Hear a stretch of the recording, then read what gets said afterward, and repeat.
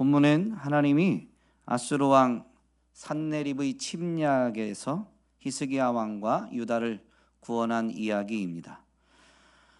산헤립은 아수르의 남서부 지역 여러 나라들이 반아수르 정책을 펼치게 되었었는데 그 나라들을 진압하고자 군사 원정을 감행했습니다.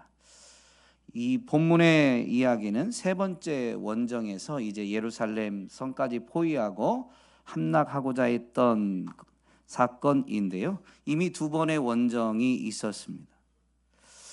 산헤립은 예루살렘을 제외한 유다의 모든 성읍을 함락했고 이제 예루살렘까지 함락하려고 하고 있는 것입니다.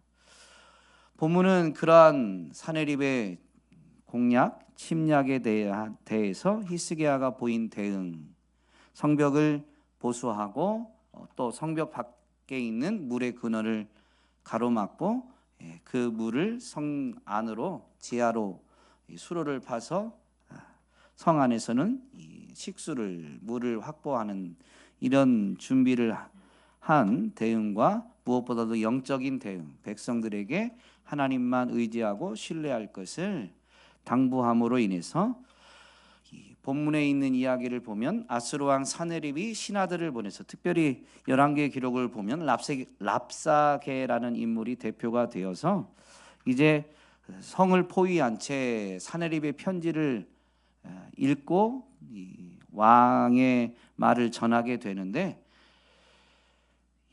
히스기야의 신하들이 아람 말을 알아들으니까 아람 말로 해달라고 해도 굳이 이스라엘 말로 유대인들의 언어로 크게 말하게 되죠. 그래서 백성들이 먹고 사기가 떨어지고 항복하도록 유도하고자 했던 것입니다.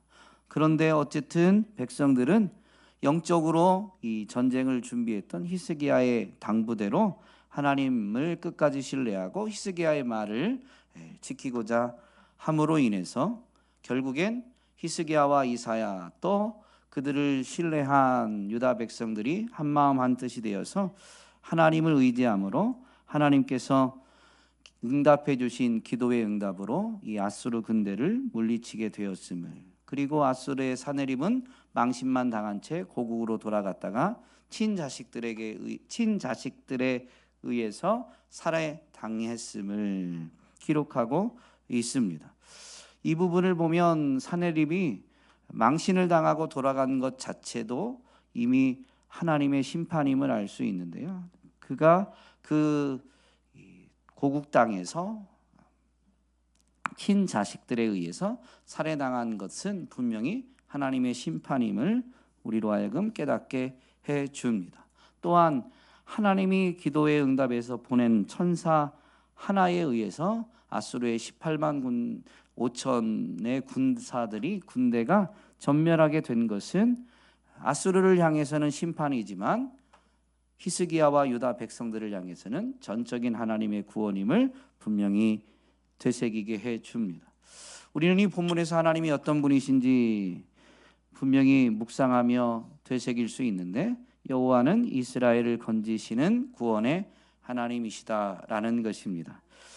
재미있는 것은 본문의 사건을 설명할 때 1절에서는 이 일이 언제 일어났는가라는 것을 보여주는데 히스기야 왕이 이렇게 하나님을 성실하게 섬기고 난 뒤에, 앞에 히스기야의 통치가 굉장히 자세히 길게 설명되어 있는데 대부분 하나님과의 관계 회복에 힘쓴 영적인 개혁 부분을 다루고 있습니다. 성전을 정화하고 그리고 유월절을 철저히 지키게 되는 이 사건들을 기록하고 있는데요. 이렇게 하나님과의 관계를 회복하고 영적으로 신앙적으로 바로 서게 된 그 이후에 이 아수르 왕 산헤립의 사건, 침략 사건이 일어났다라는 것을 보여줍니다. 나중에 우리가 본문을 통해서 얻게 되어질 교훈을 다룰 때에도 말씀드리겠지만 하나님을 성실하게 잘 섬겨도 고난이 올 수 있습니다. 별로 안 좋아하시죠? 고난이 온다는 게 아니고 고난이 올 수도 있더라. 하나님을 성실하게 섬기면 무조건 복을 받는다라는 게 아닙니다. 복이 있는데 그게 땅에서의 복이 아니기 때문에 땅의 사건을 기록한 이런 역사적 기록을 다루는 성경에서 보면 우리는 하나님을 성실히 섬기면 무조건 복 받는다라고 단정짓지 않고 늘 깨어 있어야 하는 교훈을 분명히 얻게 되는 것이죠. 그런데 이 부분을 꼭 이렇게만 볼 게 아니라요. 히스기야가 아수르의 침략에서 영적으로 바로 대응을 했거든요. 바로 이런 때는 하나님을 더욱 의지해야 되는. 그러면 히스기야가 이 랍사게와 사네립의 신하들이 위협하는 말을 들어보면 세상의 어떤 나라도, 세상의 어떤 신도 사네립의 손에서 그 나라를, 그 백성을 구원한 자가 없다는 거죠. 그만큼 아수르의 군대가 강하고 무서웠습니다. 용맹했습니다. 그런데 그런 군대가 이제 이미 유다 땅을 많이 함락을 했고 예루살렘만 남았어요. 여러분, 그러면 그 가운데에서도 하나님만 의지한다는 게 쉬울까요? 어려울까요? 주변 나라만이 아니라 이미 유다 땅의 모든 성읍도 다 함락된 상태입니다. 예루살렘 성만 남았어요. 그런데 그 예루살렘 성 안에서 히스기야 왕이 너희는 하나님만 바라봐야 된다. 약해지면 안 된다. 마음을 강하게 해라. 담대하게 하라. 하나님만 바라고 의지해라 라고 권면하게 되지만 과연 그 말이 얼마나 유다 백성들, 예루살렘 주민들의 마음에 살아있고 운동력 있는 말씀으로 자리하겠느냐라는 것이죠. 불가능한 일입니다. 여러분, 뒤집어서 생각을 좀 해보면 히스기야를 통해서 하나님의 구원을 이루시고 그 구원의 역사를 보이시기 위해서 어쩌면 하나님은 히스기야의 영적인 이 삶을 다듬어 오신 건 줄도 모릅니다. 여러분, 그러므로 전쟁이 없을 때 영적으로 바로 서서 하나님과의 관계를 우선하고 그 부부를 강화하는 것은 매우 큰 은혜입니다. 그리고 우리 편에서 보면 지혜로운 거죠. 어쨌든 히스기야가 보인 하나님을 성실하게 섬기는 사건 중에 앞부분을 보면요, 유월절을 지킨 사건이 많은 부분을 차지합니다. 그러면 유월절은 무엇을 기념하는 절기냐면 하나님이 하나님의 백성을 애굽에서 건져내시고 그들을 구원하신 사건을 기념하는 겁니다. 즉 구원의 하나님을 기념하는 절기가 유월절이라는 것이죠. 그리고 그 구원의 하나님을 신뢰하고 의지했더니 오늘 본문의 결론에서 보여주는 것처럼 하나님이 정말로 그의 백성들을 구원하시더라라는 것입니다. 여러분, 하나님은 구원의 하나님이십니다. 그 구원의 하나님이 구약에서만 그런 게 아니라 오늘 우리에게는 독생자 예수 그리스도를 보내셨고 그분을 통해서 우리를 죄와 사망에서 여전히 구원하시는 줄로 믿습니다. 둘째로 여호와는 세상 모든 나라와 모든 신들보다 더 크신 하나님이시다. 그리고 그 하나님이 우리와 함께 하신다라는 것입니다. 7절 8절에 보면 히스기야의 입술을 통해서 하나님 되심이 선포되어지는데요. 굳세고 담대하여야 한다. 아시리아의 왕이나 그를 따르는 무리를 보고 두려워하거나 놀라지 말아라. 우리와 함께 계시는 분은 아시리아와 함께 있는 자보다 더 크시다.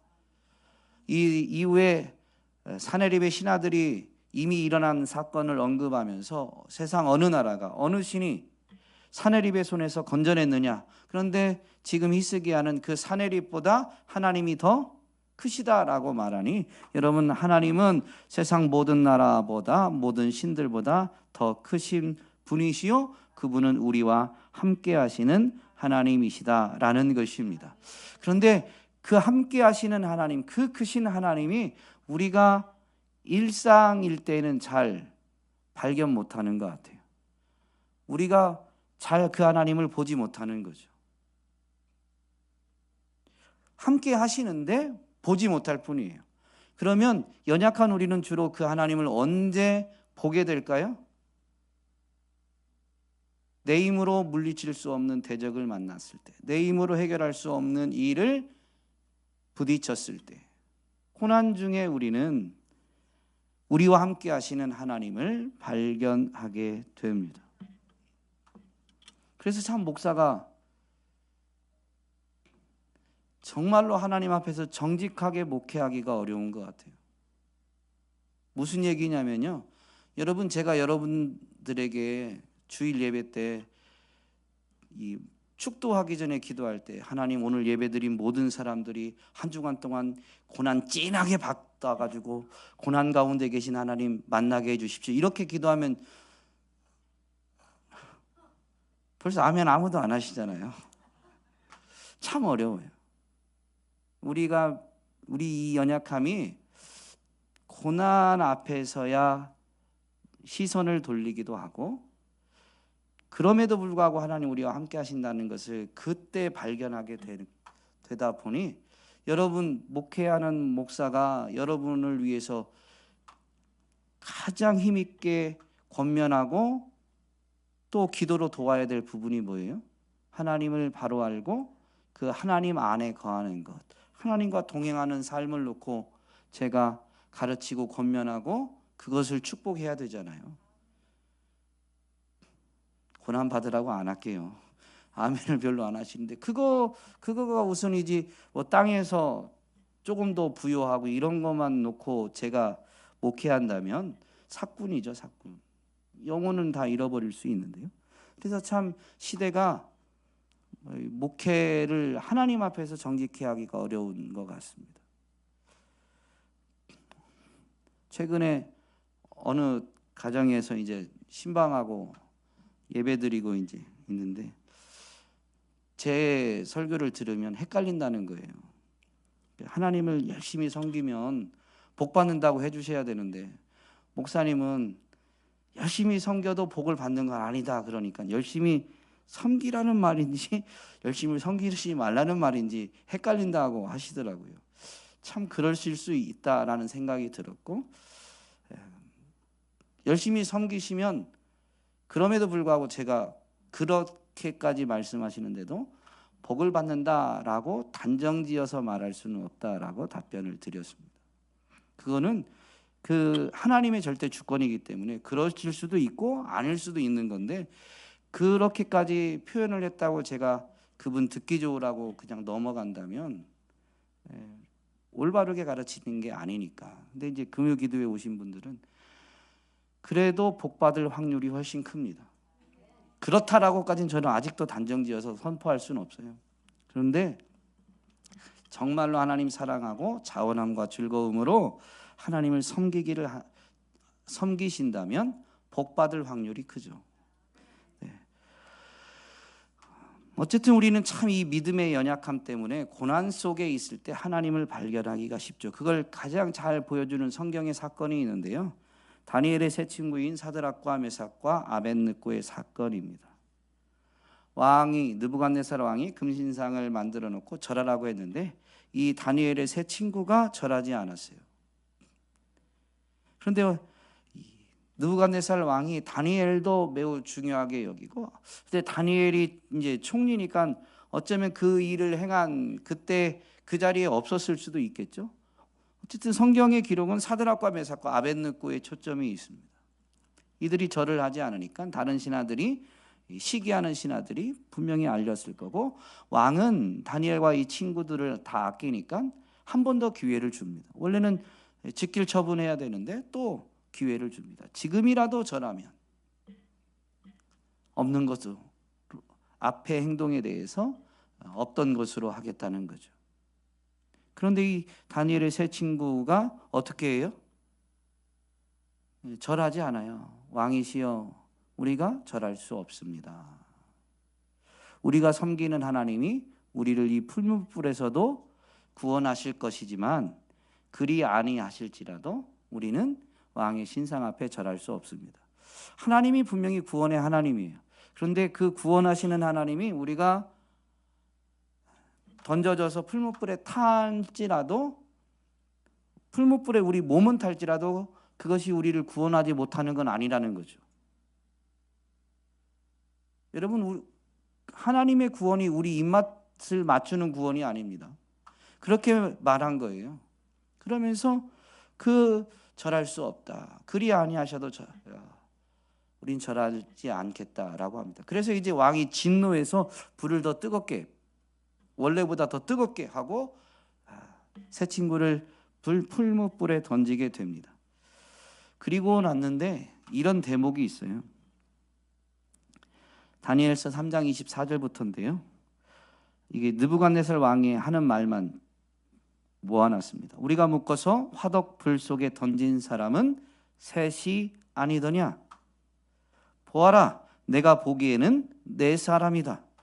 모두 결박이 풀린 채로 화덕 안에서 걷고 있고 그들에게 아무런 상처도 없다. 더욱이 넷째 사람의 모습은 신의 아들과 같다.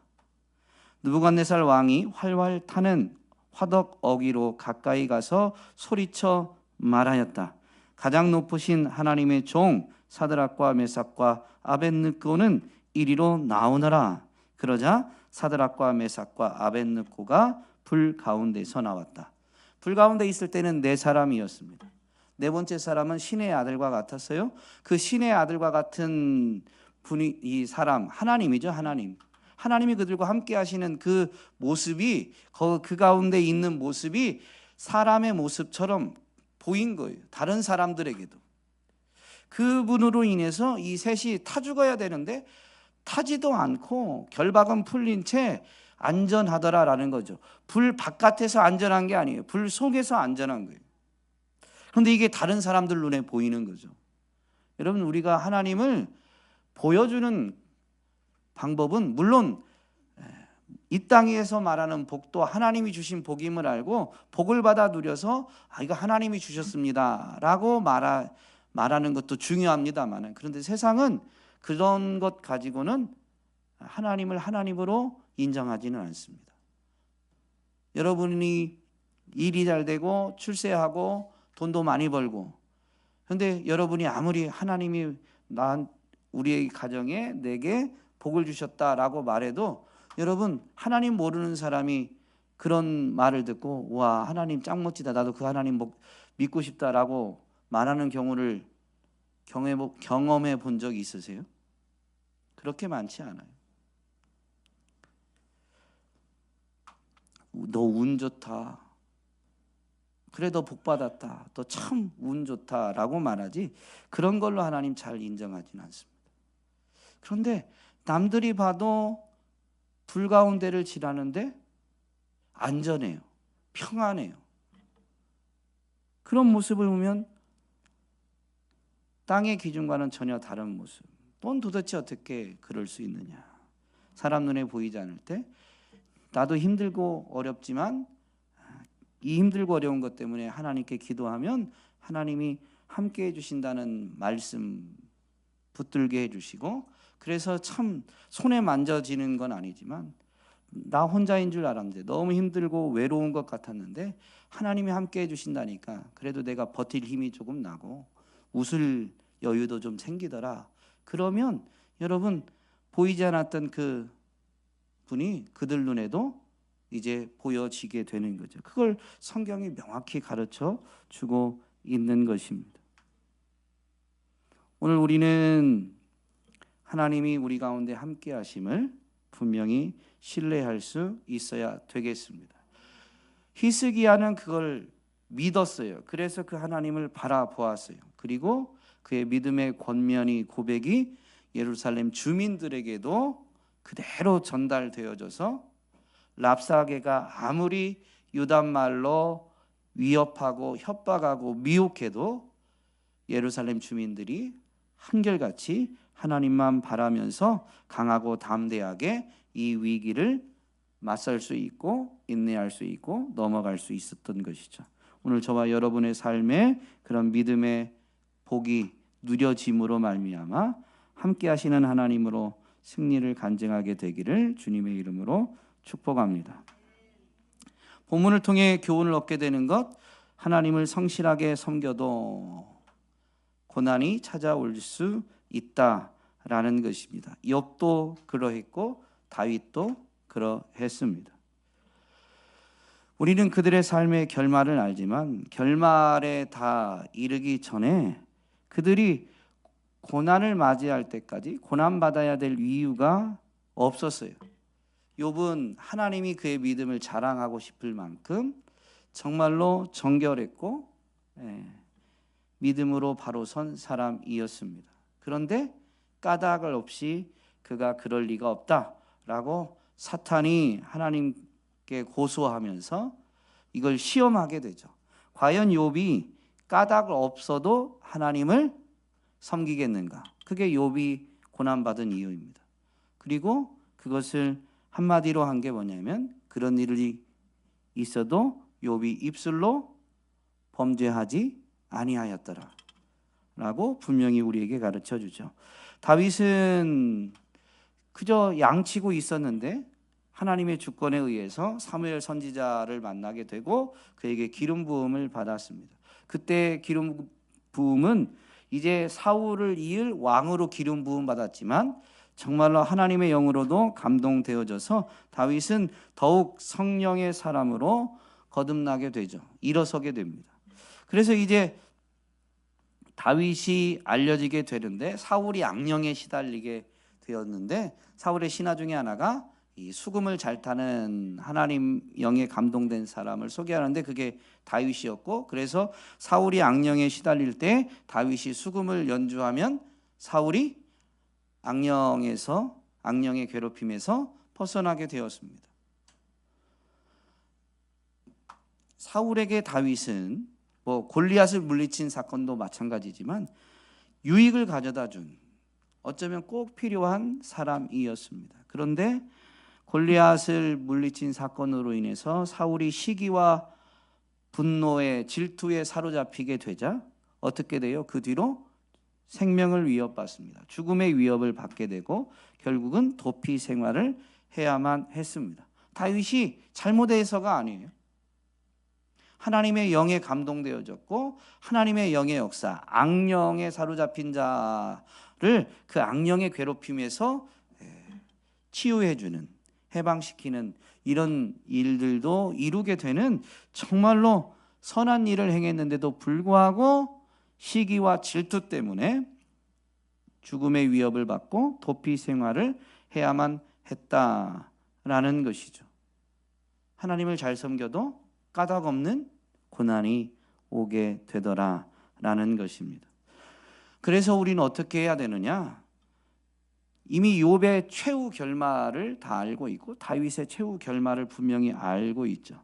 그렇다면 우리는 까닭 없는 고난 앞에 입술로 범죄하지 말고, 입술로 범죄하지 않는 게 뭐예요? 하나님을 향해 불평 원망하지 않는 겁니다. 육신적으로 괴롭다 힘들다라는 말이 아니라 이 일이 마치 하나님이 하시는 것처럼 생각이 들어서 불평하고 원망한다면 우리는 입술로 범죄하는 게 될 수도 있는 거죠. 그런데 하나님은 그런 분이 아니심을, 그걸 통해서도 우리가 모를 뿐 하나님이 하나님의 뜻을 이루어 가심을 끝까지 신뢰함으로 인해서 도리어 모든 일에 감사하고 언제나 기뻐하는 자들이 되기를 주님의 이름으로 부탁드립니다. 여러분, 하나님을 신뢰하는 삶의 방법이 가장 지혜로운 삶의 방법입니다. 그것이 본문에서 분명히 보여주는 히스기야가 쟁취한 승리를 통해서 우리에게 확인시켜 주는 것이죠. 여러분, 하나님을 신뢰하는 것, 이것은요 영적으로는 사탄의 공격을 물리치는 최고의 방패가 됩니다. 하나님의 전신갑주 중에 믿음의 방패가 있어요. 방패. 근데 우리는 믿음의 방패가 아니어도 몸을 보호하기 위해서 입는 전신갑주도 있죠. 그런데 몸에 부착하는 거 말고 손에 들어서 정말로 불화살을 막는데 가장 유효하게 사용되어지는 게 믿음의 방패입니다. 에베소서에서는 그래서 이 믿음의 방패의 기능을 악한 자의 모든 불화살을 소멸하고 막아내라는 거죠. 여러분, 불화살을 맞으면 어떻게 돼요? 불화살을 한 방 맞으면 죽을까요? 불화살을 맞으면 주원이 크게 말해봐도 돼. 불화살 맞으면 어떻게 될까? 불에 타요? 불에 타기만 해요?